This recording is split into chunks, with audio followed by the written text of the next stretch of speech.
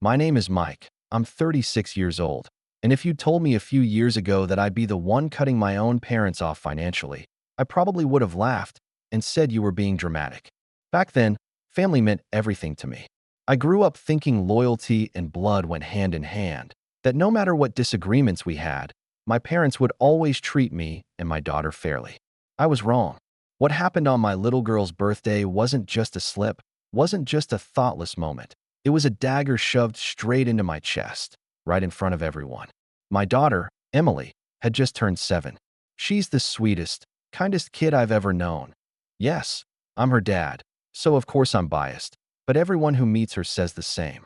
She's the type of kid who draws extra birthday cards for classmates who might feel left out, who saves the biggest slice of cake for someone else. She's thoughtful in a way most adults I know aren't. So when my parents showed up at her birthday party, I was genuinely hopeful. Maybe this time would be different. Maybe they'd see how incredible she is. The party itself was small. We rented out a little play cafe, bright walls, balloons, simple decorations, a cake Emily had picked out herself with butterflies and pastel colors. She was bouncing with excitement, wearing this sparkly purple dress she'd begged me to get. I wanted it to be her day, not some grand production, but something warm, special, and hers. When my parents walked in with my brother and sister trailing behind, arms full of gift bags and shiny wrapping paper, I thought maybe, just maybe, they were finally going to put effort into treating her like they treated the other kids in the family. I watched as my dad pulled out envelopes, crisp, white, thick envelopes that I already knew weren't just holding cards. One by one, he handed them out to my sister's kids, to my brother's kids. Their eyes lit up as they tore them open, pulling out stacks of bills and glossy, brand new iPads still in their shrink wrap. You could hear the cheers, the laughter, the ripping of packaging. My sister beamed, clapping her hands like her kids had just won the lottery. My brother leaned over to ruffle one of his son's hair, saying, "Now you'll really be the coolest kid in school." And then my dad turned to my daughter. He didn't pull out a bag. He didn't hand her an envelope. He just smirked, this cruel, dismissive twitch of a smile, and said, "She doesn't count as family." Time froze. I felt like every sound in the room had been sucked out, like all I could hear was my own heartbeat slamming in my chest. Emily's little smile faltered. She looked from her grandfather to me, confusion in her eyes, her hands twisting together because she didn't understand why she wasn't being given the same as the others. My mom looked away. Not a word of protest, not even a wince of shame. Just turned her head as if ignoring it made it disappear. My sister's kids shouted with excitement as they powered up their new tablets. My brother's kids waved their cash in the air like it was a game. And my daughter? She just stood there, her sparkly purple dress suddenly feeling too bright, too loud in the silence pressing in around us. She whispered, "Dad, did I do something wrong?" That broke me. Completely.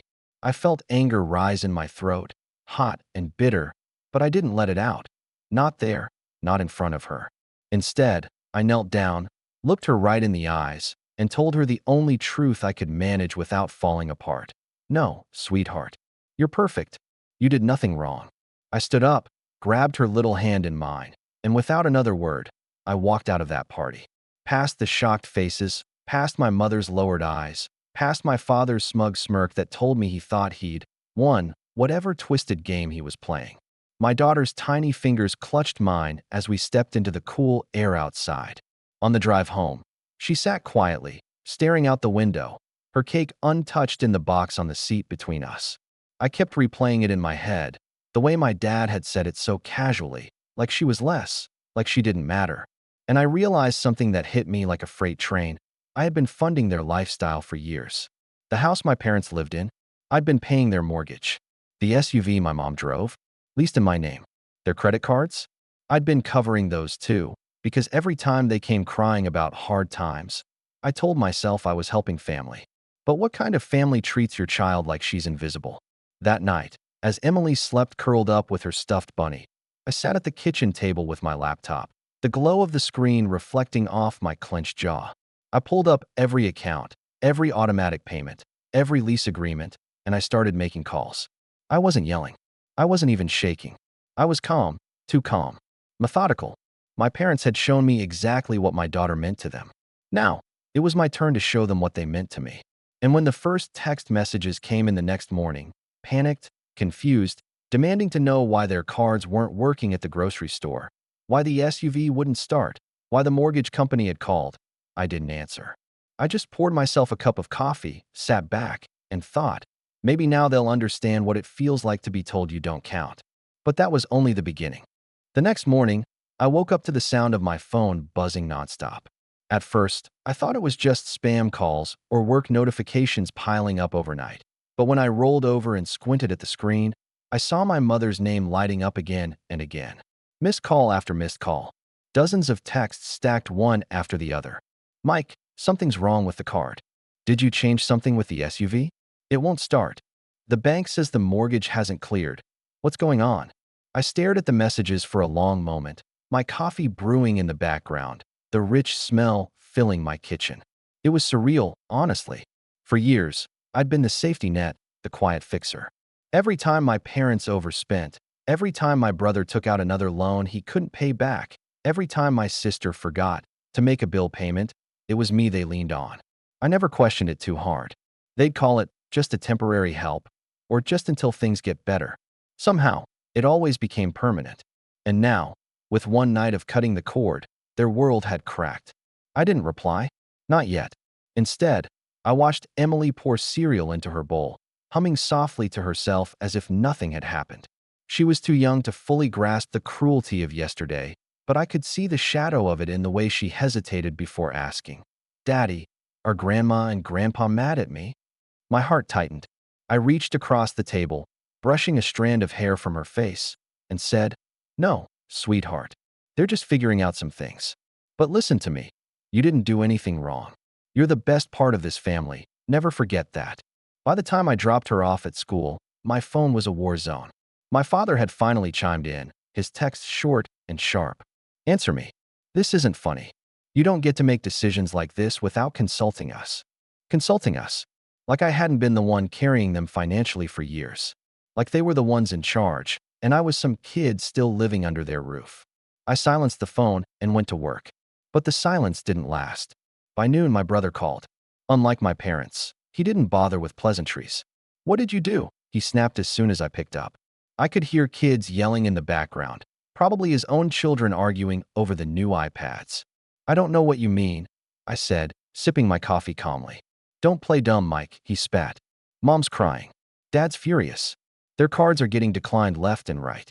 And the SUV, what did you do to it? Did you seriously cancel everything overnight?" I let a beat of silence pass. I didn't cancel anything that wasn't in my name. He cursed under his breath, then lowered his voice as if he didn't want his wife to hear. "You can't just pull the rug out like this. They depend on you. We depend on you. You know Dad's business dried up years ago. Without you, they're drowning." I leaned back in my chair.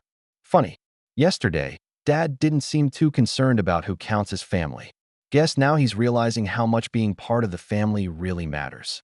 There was silence on the other end. Then he barked, "Don't drag your kid into this. This is between you and them." I laughed, though it wasn't out of humor. That's exactly the point. He dragged her into it. He made her feel like she didn't belong, like she wasn't family. And you all sat there and let it happen. So now, you deal with the fallout. My brother tried to argue more, but I hung up before he could. That afternoon, my mom showed up at my house. I saw her through the window before she even knocked, standing on the porch wringing her hands like she was the victim in all this. When I opened the door, she tried to brush past me into the living room, but I blocked her. "Mike," she said, her voice high and breathless, "you can't just do this. Your father is humiliated. We tried to get groceries this morning, and the card declined at checkout. Do you know how embarrassing that was? Not nearly as embarrassing as telling a 7-year-old she doesn't count as family." I shot back. She flinched but didn't apologize. Instead, she pivoted. "He didn't mean it that way. You know how your father is. He speaks without thinking. He was just joking." "A joke?" I repeated, my voice flat. "You really think that was a joke?" She pressed her lips together, then sighed dramatically. "Mike, you've always been so sensitive. We've always done what we could for you. Now that you're successful, it's your turn to support the family. That's how it works. Your father provided for you, and now you provide for us." That stung, not because it was true, but because it was the story they'd been feeding me my whole life. My dad hadn't really provided. He'd scraped by, cut corners, and leaned on me the moment I started earning. But they'd built this narrative that I owed them, that every check I wrote and every payment I covered was some kind of debt repayment for being born. I stepped outside onto the porch, closing the door behind me so Emily wouldn't overhear. Mom, listen carefully. I'm not sensitive. I'm a father protecting my daughter. And if you think I'm going to let her grow up believing she's less than her cousins because of you, you're wrong. Yesterday was the line. Dad crossed it, and you let him. I'm done. Her eyes welled up with tears, but they weren't the kind of tears that come from guilt. They were manipulative, the same kind she used when she wanted to tug at my sympathy. Mike, if you cut us off, we'll lose everything. The house, the car, what will people think? Do you want that on your conscience? I almost laughed again. Funny how you worry about what people think, but not what your granddaughter feels. That tells me everything I need to know. She sputtered, tried to say more, but I walked back inside and closed the door gently in her face. For the first time in years, I felt a strange calm settle over me. But the calm didn't last long. The family group chat exploded that evening. Messages flew back and forth, my sister demanding to know how I could ruin Mom and Dad's lives like this, my brother insisting I was overreacting, my dad finally joining in with a cold, clipped line. You've embarrassed this family enough. Fix what you broke. Fix what I broke. As if the brokenness wasn't there long before I cut off the money. And then came the kicker. My sister sent a photo into the group. Her kids holding up their iPads, smiling wide, captioned, "At least some of us appreciate what Dad does for us. Too bad your daughter couldn't handle being left out for once." My hands tightened around the phone so hard I thought the screen would crack. Emily was sitting on the couch nearby, drawing quietly in her sketchbook, unaware of the digital war raging around her. I looked at her, my little girl, so innocent, so undeserving of the cruelty, and I knew this was far from over. They weren't just entitled. They were escalating. And if I thought walking away at the party was the end of it, I was wrong. This was only the beginning. The days that followed were a blur of tension and thinly veiled hostility. I had expected anger from my father, guilt tripping from my mother, and constant pestering from my siblings. But what I didn't expect was how far they were willing to go to prove a point. By the end of that week, I realized this wasn't just about money. It was about control. About them reminding me that no matter how old I was, no matter what I built, I was still expected to play the role they assigned me. The provider, the fixer, the one who sacrificed while they indulged. At first, their retaliation was small but deliberate. My sister posted passive-aggressive photos on social media, her kids playing with their new iPads, all smiles, with captions like, "Family is everything red heart." The irony, so thick it nearly made me choke. My brother started parroting the same lines in the group chat, hinting that maybe I was unstable or losing touch because I dared to step back. They weren't directly confronting me anymore. They were trying to paint me as the problem, the black sheep. But the real turning point came the following weekend. Emily had a recital at her school. She'd been practicing for weeks, every evening in her room, plucking away at her little violin with this determined frown that always melted into a proud grin when she finally got a piece right. I promised her I'd be there, front row, cheering her on no matter what. For her, this was the event of the season. When we arrived, the school auditorium was buzzing with parents, siblings, and grandparents shuffling into the seats. Emily clutched her violin case like it was made of glass, bouncing nervously on her toes as we waited. I spotted my parents across the room, sitting with my sister and brother's families. I hadn't expected them to show up. After everything, I thought maybe they'd stay away out of pride. But no, they were there, loud as ever, laughing, greeting other parents, as if nothing had happened at all. For a fleeting moment, I thought maybe they'd come to support Emily, that they'd finally realized what they'd done and wanted to make it right. But that naive hope didn't last long.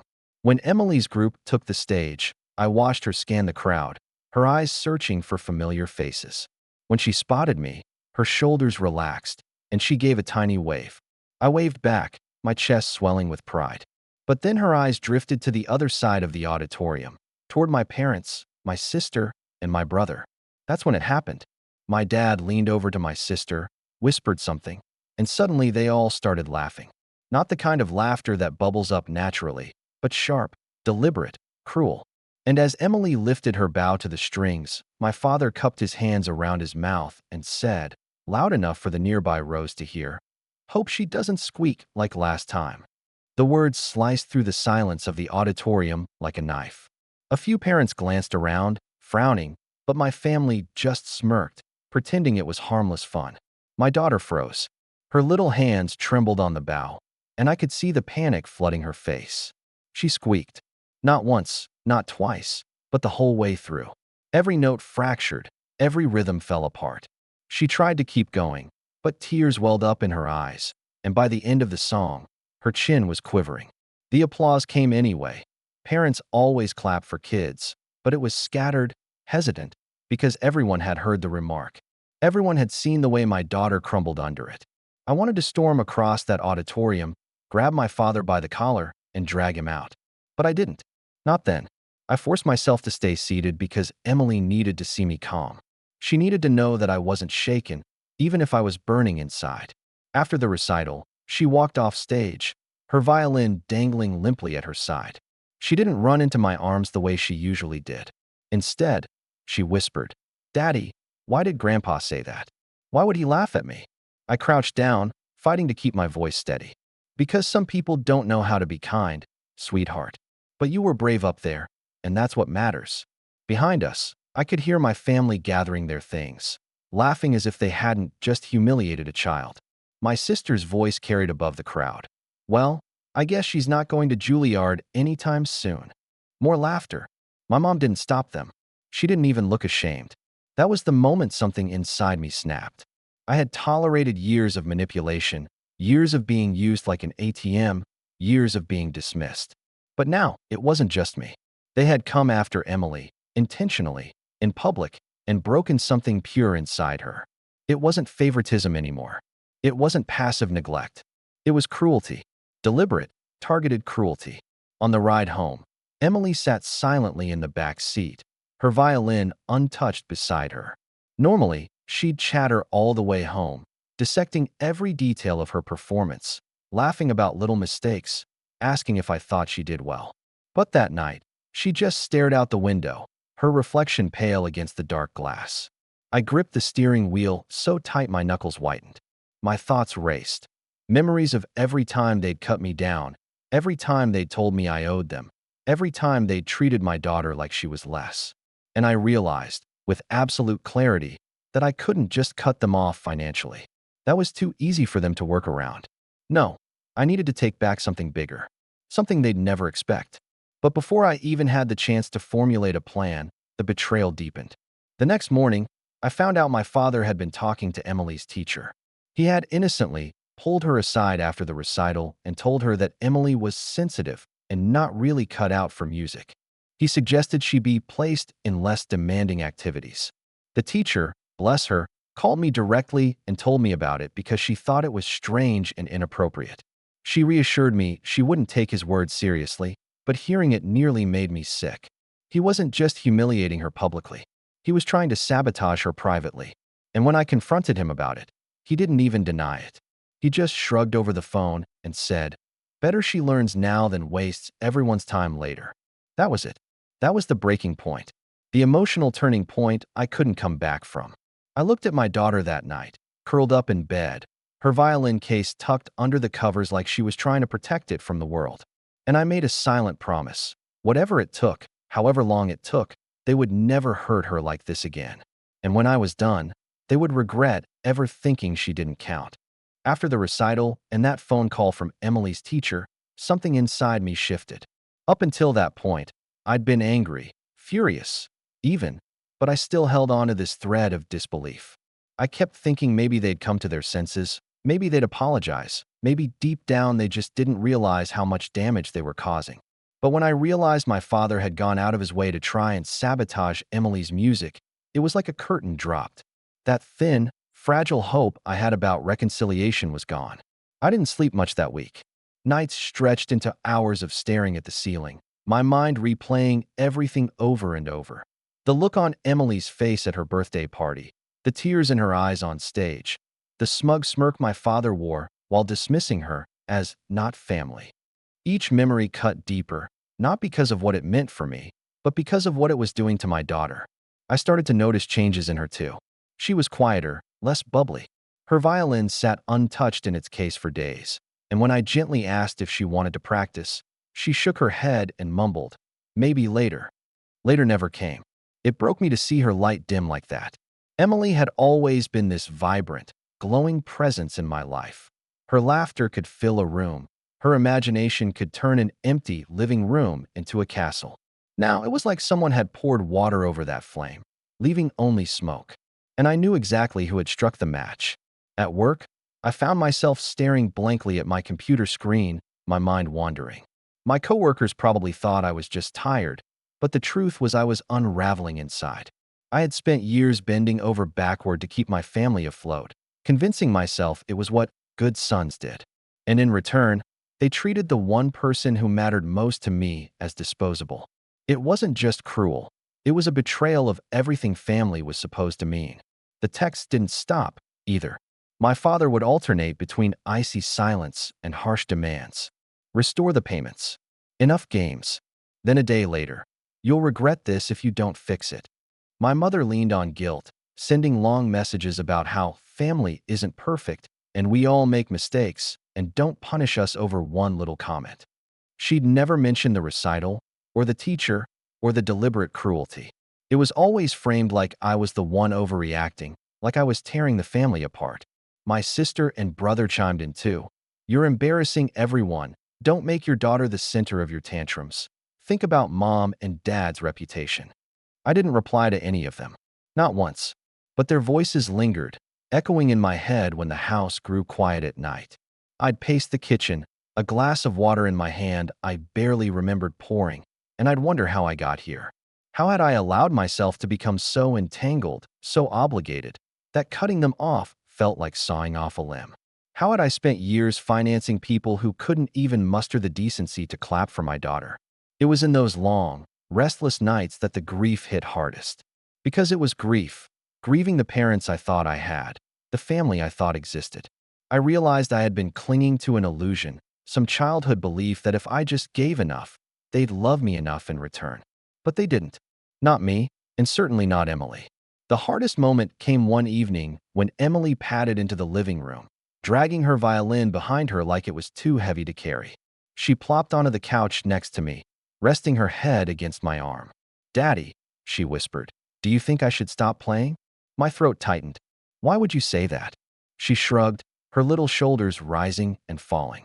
"Grandpa said I'm not good, and I don't want to mess up again." Everyone laughed. I pulled her into my arms, holding her so tight she squirmed. "Sweetheart, listen to me. You are good. You're better than good. You're brave. You went up on that stage, and you played even when you were scared. That's what makes you amazing. Not whether every note was perfect." She was quiet for a moment, then whispered, "But what if I'm not family enough?" That nearly shattered me. I pressed my forehead against hers and said, "You are my family. You're my whole world. Don't ever let anyone tell you otherwise." When she fell asleep in my arms, I carried her to bed and sat by her side for a long time, watching her chest rise and fall. And that's when the planning began, not in some dramatic flash of inspiration, but in small, deliberate thoughts that built slowly.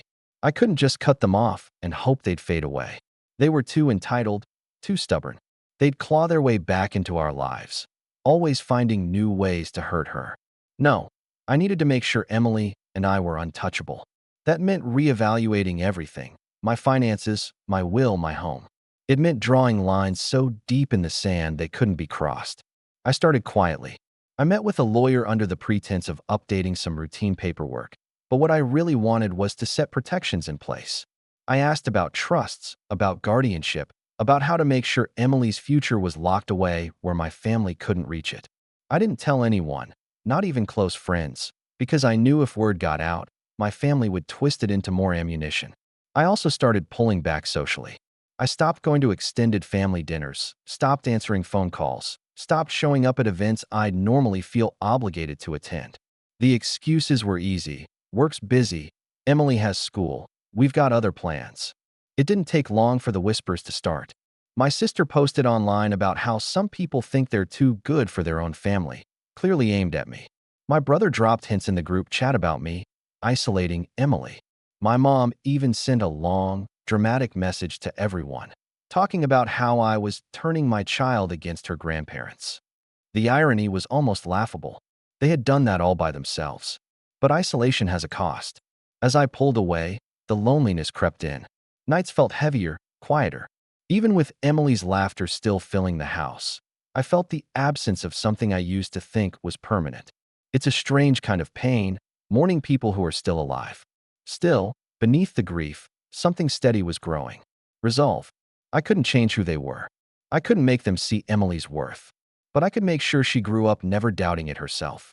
And I could make sure my family learned that actions have consequences, ones they couldn't buy their way out of with cash-stuffed envelopes or shiny new gadgets. By the time the month turned over, their calls had grown more desperate. My father even showed up at my office one afternoon, waiting outside the building like some storm cloud ready to burst. I slipped out the back before he could corner me. I wasn't ready yet. Not for the confrontation, not for the explosion I knew was coming. But deep down, I could feel it building. I was nearing a breaking point, and when it came, there'd be no going back. When you hit rock bottom, you either stay there and let the weight crush you, or you find something inside yourself you didn't know was there and start climbing. For a while, I didn't know which I'd be. I'd wake up, make Emily breakfast, take her to school, sit at my desk at work, and go through the motions like a man underwater. Slow, heavy, muffled. But little by little, cracks of light started breaking through. The first shift came from Emily herself. One afternoon, I came home from work and found her in the living room with her violin out again. She wasn't playing anything serious, just plucking at strings, making silly noises, laughing at how squeaky it sounded. But it was the first time since the recital that she'd touched it. I leaned against the doorway, watching her experiment, her giggles filling the room, and I realized something. She was resilient, stronger than I'd given her credit for. They had tried to crush her, and while she bent under the weight, she hadn't broken. That lit something in me. I started leaning into my work again. For years, I'd built my career in finance quietly, not broadcasting it to my family, because I didn't want to feed their entitlement. I owned a growing consulting firm, steady clients, good contracts, nothing flashy. But now I doubled down. I began chasing bigger accounts, investing more time into hiring sharp people, expanding into areas I'd been too cautious to touch before. Every extra hour I poured into the business wasn't just about me. It was about Emily's future, about building something so solid and untouchable that no one, not even my parents, could claim a piece of it. And success came quickly once I shifted gears. The firm landed a massive deal with a tech company that had been circling us for months. That one contract alone doubled our revenue for the quarter. I reinvested immediately, opening a new office in a neighboring city. For the first time in a long while, I felt momentum pulling me forward instead of dragging me down. With that momentum came power, financial power, yes, but also emotional. The more I grew, the less my family's absence felt like a wound, and the more it felt like freedom. I didn't need their approval anymore. I didn't need their validation. I was proving to myself, day after day, that I could thrive without them. It wasn't just about work, though. I threw myself into Emily's world, too. If my family wasn't going to celebrate her, I would. I signed her up for art classes, painting, clay, anything that let her creativity out. I took her to a music shop and let her pick out new strings for her violin, telling her it was an upgrade for a real musician. Slowly, her spark started coming back. She'd run up to me after class, proudly showing me messy paintings of butterflies or lopsided clay animals, her face glowing. One night, I found her asleep at her desk with sheet music under her cheek. It was a simple lullaby she was trying to master. I tucked her into bed and sat staring at that music for a long time. That tiny piece of paper, with crooked notes penciled in by her small hand, meant more than any check I'd ever written for my parents. Meanwhile, my family's decline was visible from a distance. My brother had to sell his car after failing to make payments. My sister posted cryptic rants online about fake people who abandoned their families. My parents' house, once meticulously maintained, started showing signs of neglect, the lawn overgrown, the shutters peeling.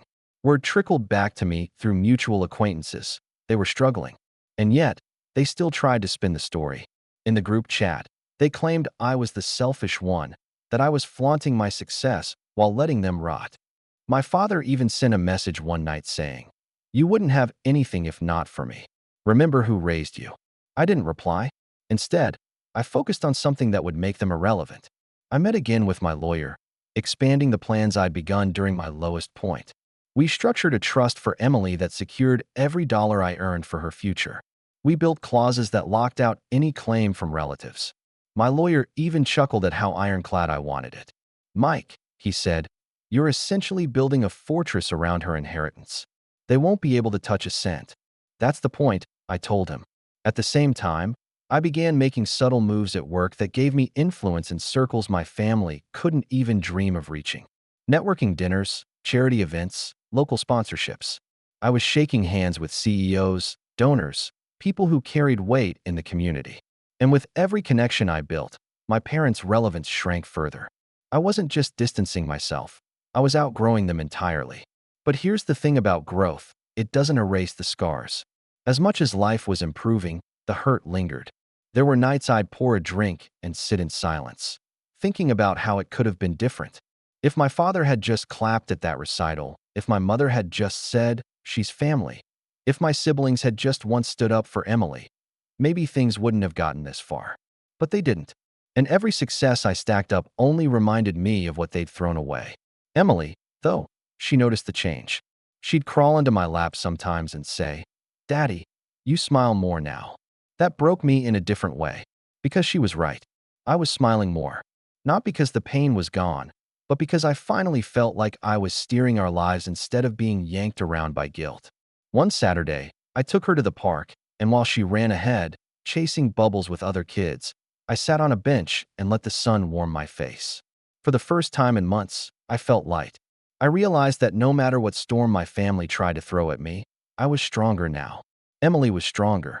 And together, we were building something better than the mess I came from. Of course, peace never lasts long. My family wasn't done. They couldn't accept that I was rising while they sank. The more they struggled, the more desperate they became. And desperate people make reckless choices. I didn't know it yet, but the real battle was only beginning. By the time spring rolled around, I had settled into a rhythm. Work was booming, Emily was laughing again, and I had built a kind of invisible wall between us and the rest of my family.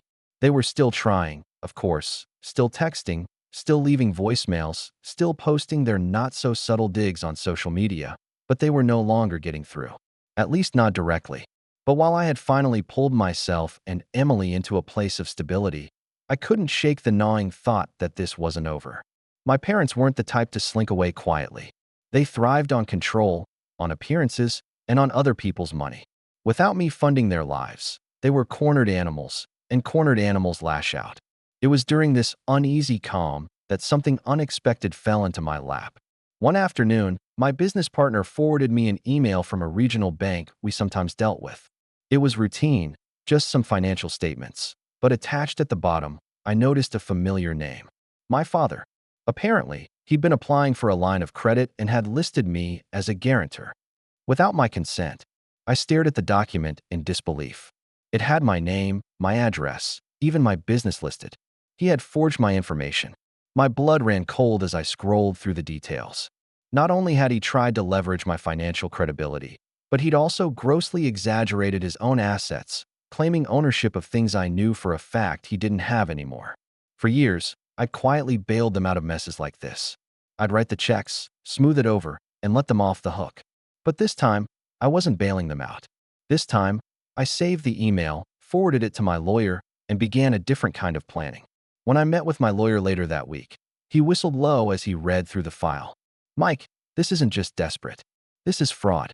If the bank pushes, your father could be in very real legal trouble. I leaned back in my chair. Good. He looked at me over his glasses, eyebrows raised. You're not planning to bail him out? No, I said firmly. Not this time. Not ever again. We sat in silence for a moment before he asked, Do you want to pursue this? I didn't answer right away. Part of me wanted to throw the whole thing back in my father's face, to show him the proof and watch him squirm. But another part of me wanted patience. I had leverage now, and leverage is worth more when you let it ripen. That was the seed of my plan. Over the next few weeks, I started pulling threads, quietly, carefully. I spoke with contacts in the business community, the same ones I'd been shaking hands with at dinners and charity events. It turned out, my father's name had come up before. He had a reputation in certain circles, someone who once had money but was notorious for bad debts and borrowing connections. The more I listened, the clearer the picture became. He wasn't just struggling financially. He was on the brink of losing everything. And my mother? I learned she'd been bragging in her book club for years about how generous her son was, painting the picture of me as their lifelong safety net. Some of the women in that group had quietly reached out to me. One even apologized, saying, "We always thought you didn't mind," the way she told it. That infuriated me, but it also gave me more fuel. I wasn't going to let their narrative stand unchallenged forever. Then there was my brother. He had gotten into real estate investments a few years back, riding the market while it was hot. Now, with the downturn, he was drowning in debt. Rumor had it, he was behind on multiple mortgages. My sister wasn't any better.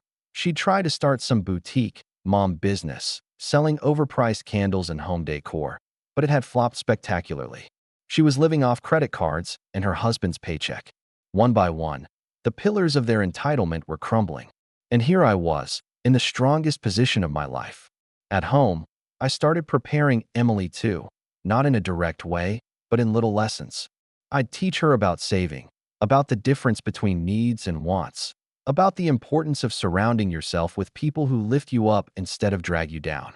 I never mentioned her grandparents directly, but I saw the way her eyes sharpened when she listened. She understood more than I gave her credit for. The turning point came when I was invited to a local gala. It was a charity fundraiser for children's arts programs. Fitting, given Emily's love for music. I decided to attend, partly to show support, partly to continue building connections. That night, as I stood in the ballroom surrounded by business leaders, I realized just how far I'd come. I wasn't the quiet son in the shadow of his parents anymore. I was a man who could stand on his own, command respect, and build a future without anyone's permission. And then, fate handed me another weapon. At the gala, I bumped into an old acquaintance who happened to work in municipal planning. We chatted casually, and he mentioned, almost in passing, that there was a new development project being reviewed, one that just so happened to border the neighborhood where my parents lived. He joked about how property taxes there were about to skyrocket if the project went through. That nugget stuck with me. My parents were already struggling to pay their bills. If taxes rose significantly, they'd be in even deeper trouble. And I had the resources to not only weather it, but to benefit from it. If I positioned myself right, I could end up owning property in that very area, maybe even theirs, without lifting a finger to take it. The market would do it for me. For weeks, I played it cool. I gathered documents, kept the fraudulent bank application tucked away, built my contacts, and expanded the trust I'd set up for Emily. Every move I made was quiet, deliberate, surgical. My family had no idea how far ahead I was setting the chessboard. They still thought they could bully me back into submission with guilt and insults. They had no clue I was about to turn the board upside down. It was around this time that my mother tried a new tactic. She showed up at Emily's school unannounced. I got a call from the front office telling me that Grandma had stopped by with cookies for the kids. When I arrived, my mom was in the lobby, beaming like nothing had ever happened. Emily, on the other hand, stood stiffly beside her, looking uncomfortable. "Mike," my mom said brightly, as if we were in the middle of some happy reunion. I thought I'd surprise Emmy. I took Emily's hand and looked my mother dead in the eye. "Don't ever come here unannounced again." Her smile faltered. "Oh, don't be dramatic. I'm her grandmother. I have every right to see her." "No," I said flatly. "You don't. Not anymore." The silence that followed was thick. Emily squeezed my hand, and for the first time, I saw her look at her grandmother not with confusion or longing, but with a kind of quiet resolve. That was the moment I knew I wasn't just protecting her anymore. I was teaching her how to protect herself. And while my family thought they were still playing the same old game, I was already 3 moves ahead. Because soon, very soon, I was going to use everything I'd learned, the forged documents, the financial instability, the community connections, and even the rising property taxes, to make sure they understood exactly what it meant when I said Emily and I didn't count on them anymore. They always said things have a way of coming back around. They just never meant it would hit them for me. I'd spent months laying the groundwork, legal locks around Emily's future, quiet conversations with people who owed me favors, learning the slow language of municipal politics, and collecting proof. The forged bank document was the first domino. Once I handed that file to my lawyer, the bank's fraud department did what banks do when you hand them a smoking gun. They opened a formal investigation, froze the questionable applications, and started asking very uncomfortable questions. My father called me a coward for not fixing it, like I owed him the privilege of bailing him out of his own lies. I didn't answer. But legal trouble is only half the equation. The other half was leverage. I had cultivated that, piece by patient piece. There were the property rumors I'd quietly confirmed at the gala, the development that would upend the neighborhood, the tax reassessments that were likely to follow. There were the names of the contractors and the purchasing agents who would move first. There was the quiet account of my brother's failed investments. His mortgages were fragile enough that one sudden tax spike would make them collapse like a house of cards. I didn't start the market forces. No, I simply positioned myself so that when the market moved, I could steer the consequences in ways that exposed more than just balances and ledgers. Early on a Tuesday, the dominoes started to fall. It began small and ordinary. My sister's social feed lit up with the usual smiling family photos. Only this time, one of the photos had an unexpected caption. A mutual friend from the school committee, someone who'd heard the story from the fundraiser circuit, reposted an old picture of my parents with the line, "Funny how some families demand gratitude while treating others like dirt." The comment thread filled with questions. People I'd met at work, neighbors, even a few of the women from my mother's book club who'd privately sent me apologies. Suddenly, they were public. My sister reacted the way entitled people do, defensively, with outrage and conspiracy theories. But outrage doesn't explain away screenshots or bank records when they're laid out in order. Then came the bank. They called my father in for questioning about the guarantee. Their inquiries weren't secret. The bank's legal team made sure there was a paper trail. For the first time since I'd been paying the mortgage and the SUV lease, he had to sit across from strangers and explain why I was listed as a guarantor on loans he had no right to attach my name to. He fumbled. He lied. When the bank threatened to refer the case to the district attorney, his voice went small. There are few things more humiliating to someone who built a life around machismo than realizing it's not bluster that protects you. It's paper and signatures and truth. At the same time, my brother's lender called him in about an accelerating default. A tax reassessment followed by a home insurance reevaluation had pushed his payments into arrears. My brother's pride had kept him from asking me for help. He'd always loved the drama of outspending his means, but pride can't pay a mortgage when the math changes overnight. He sold the nicer of his cars in a panic and started floating messages about tough times on social media, the kind of thinly veiled pleas that used to come straight to my phone with begging eyes, and just until next month. Not this time. And then the most delicious little stroke of all, the SUV. I had canceled the lease months ago and put the car back into a holding account that the leasing company could take whatever action they needed on. I'd ensured every return notice was legally spotless, no grounds for complaint. Late one afternoon, I got a forwarded text from a cousin I hadn't spoken to in years. A photo of the SUV being towed away from the grocery store parking lot. My mother's face red and furious in the reflection of the rear window, the tow operator looking bored and professional. The caption read, "When you spend like it's 2010, but live like it's 1995. The image traveled faster than any family group chat argument ever had. I didn't dance on graves. I'm not some cartoon villain. But there was a small, private warmth to watching the consequences of their choices land where they belonged. For years, they had weaponized shame against me, used the idea of what people will think to keep me paying, to keep me quiet, to keep my daughter in her place. Now, the public questions and the very visible unpaid balances were the things keeping them up at night. I'd moved them out from behind their closed doors and into the light where their behavior couldn't be smoothed over by excuse or manipulation. Still, I kept my moves surgical. When the bank's investigator called to ask if I wanted to file a criminal complaint for identity fraud, my lawyer and I discussed it like two chess players analyzing lines. It would take months, possibly longer, and it would shred their credit in a way that could cascade into forced sales and bankruptcies. It would humiliate them in court. It would also, inevitably, drag Emily into public family turmoil. I thought about that.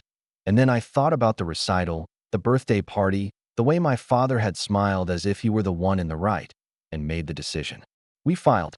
That evening, The district attorney's office sent a letter acknowledging receipt of the complaint and requesting cooperation in their preliminary inquiry. The letter arrived in a plain white envelope, but the effect it had on our life was anything but plain. My mother called me in a panic, voice high and accusing. "This is a witch hunt," she said. "You're going to ruin us." My brother texted me a string of capital letters and exclamation points. My sister resorted to passive-aggressive posts about how families should stick together. Each response only tightened my resolve. I'd expected a backlash. I'd anticipated the family chant of "How could you?" The attempts to shame me into rolling everything back. But I hadn't expected the community to tilt. The PDA emails started to include awkward silence when my mother tried to book the bake sale table. Invitations stopped arriving. People in our neighborhood, the same ones who used to chuckle and nod at their generosity, began to edge away. That hurt them more than being denied cash. They were social animals, and social standing was their oxygen. While the legal process unfolded, I executed another layer of the plan. I used my LLC to buy a small parcel of property 2 streets over from my parents' house, a vacant lot that the development I'd heard about would soon make valuable. I didn't buy it to gloat. I bought it because in a few months, when rezoning and taxes took their course, I wanted to be in a position to make a fair market offer that the bank or an auctioneer would accept. In the worst-case scenario, I could be the purchaser at a trustee sale. Owning the lot would be a move in the same game they'd try to play with me. Only I was playing by the rules, and brilliantly. There were procedural satisfactions along the way. Formal letters from lawyers, terse phone calls from people I'd once done favors for politely declining further contact, the quiet snubbing of my parents at community events. But the thing that put the most salt in the wound wasn't the legal paperwork or the auctions or the repossessions. It was the shift in the way Emily held herself. She watched as this house of cards shook and fell around them, and, instead of crumbling again like she had at the recital, she stood straighter. She asked me questions, fewer about revenge, more about fairness and strength. "Why do people treat some kids differently?" she'd ask over cereal. "Because sometimes people are small inside," I'd tell her. "And when they're small, they try to make others feel small too. But you're not small, Em. You never were." She'd smile, and the light in her eyes came back in flashes that warmed something in me that had been raw for a long time. Then the final piece fell into place, the one I'd been building toward without telling anyone. The bank, unsettled by the fraud and nervous about potential liability, chose to foreclose on the smallest of the outstanding properties tied to my father's name. It wasn't the house he'd always boasted about. It was a rental he'd used as collateral on a line of credit. The auction notice went out publicly, posted in the legal section of the paper, and my legal team confirmed the date. I could have let it go to auction and stood back, watching them scramble. I could have let the market take them and quietly purchased the property later. But there's an art to vengeance, timing, theater, precision, and the thought of simply being the anonymous buyer felt anticlimactic. What I wanted was for them to understand, finally and fully, the cost of their choices. I wanted a moment where they looked up from the rubble of their lives and saw me standing there, calm, composed, and unbothered. I wanted the look on my father's face when he realized his prying hands had been swapped for a closed door. So I arranged a small thing. I told my lawyer I wanted to be present at the auction under an assumed company name. I had the cashier's check ready. I had the LLC paperwork prepared to transfer the deed. I told Emily only that we were going to see how auctions work. No fanfare, no talk of revenge, only a quiet lesson in markets and consequences. On the morning of the sale, I woke earlier than usual. The air had that clean, electric quality of a day when something irreversible is about to happen. I tucked Emily's hand into mine and drove past our old neighborhood toward the municipal building where trustee sales were held. People milled around, mostly strangers, some curious neighbors. My parents weren't there yet. They'd been scrambling, calling every relative they could in hopes someone would bail them out at the last minute. Pride can make you slow to act, and shame can make you slow to ask. I checked my phone. A message from my sister. "Where are you?" A string of frantic posts from my mother. PLENG, begging, promises to change, had started sprinkling across social media. The kind of desperate performance they thought would sway me. It wouldn't. I felt a small, private compassion for them. They were panicking in the only language they knew. Inside the room, bids began. The auctioneer called the numbers in that sing-song cadence that makes property feel like a commodity rather than a home. I held the bid card with an odd detachment, like someone watching a stage performance from the back row. The prices climbed. People shuffled pieces of paper. My heart beat steady. When the property was finally within reach, I raised my card just once. The gavel came down. The murmurs in the room shifted. I signed the paperwork. We transferred funds.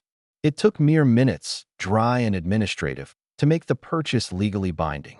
But I knew what the ripple would look like. Statements to the credit bureaus, liens recorded, the bank's exposure finally visible on paper. I had done this with surgical calm. Then came the call I'd been waiting for. My father's voice on the line was thin and cracked. "Mike," he said, as if addressing a stranger. "Please, we can fix this." "We can't," he couldn't finish. I listened, the corner of my mouth lifting in a way that felt unfamiliar and righteous. "I already fixed it," I said softly.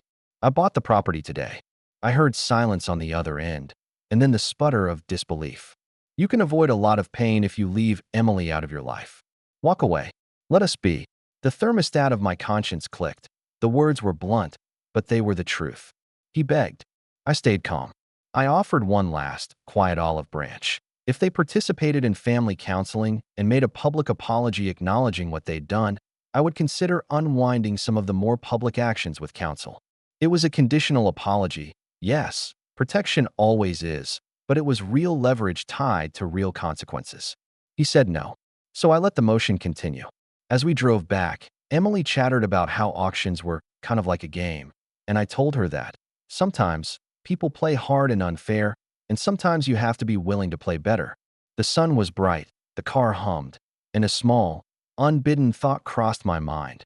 This was working. The plan was unfolding the way I had constructed it in the quiet hours. The legal complaints, the targeted purchases, the strategy of letting the market do half the work while my actions did the other half. We pulled into the driveway, and my phone buzzed. It was my sister. It was a short message. "You're going to regret this." I read it, then looked down at Emily, who had fallen asleep against the window, violin case snug beside her like a sleeping animal. I was about to press send on a final email to my lawyer, one that would initiate the next phase, the public notice and the transfer of title, when my hand hesitated.